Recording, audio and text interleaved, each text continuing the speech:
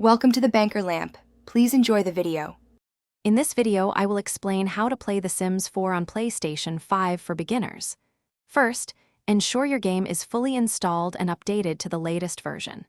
Once ready, launch the game from your PlayStation 5 home screen.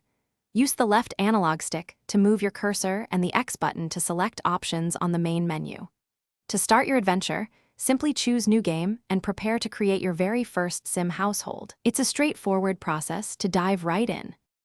Mastering the controls is key to enjoying The Sims 4.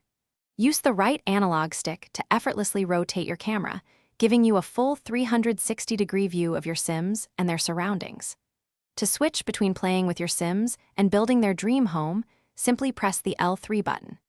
In build mode, the D-pad allows you to cycle through various building tools, while the X button places furniture and objects precisely where you want them. It's intuitive and easy to learn. In live mode, your primary goal is to manage your Sims' 8 essential needs, which include hunger, bladder, hygiene, and fun. Click on various objects in their environment to prompt interactions that fulfill these needs, such as eating food or taking a shower. To advance their careers, use the in-game phone to find and select job opportunities. Building relationships is also crucial. Encourage your Sims to socialize with others to develop friendships and romantic connections. It's all about balance. To truly enhance your Sims 4 experience, dive into the in-game gallery. Here, you can download thousands of community-created households, rooms, and entire lots, adding endless variety to your game.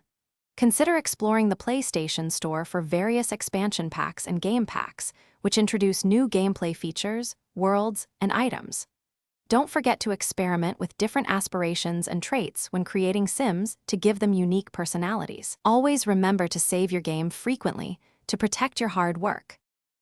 Thanks for watching. If this was helpful, leave a like and consider subscribing. See you next time.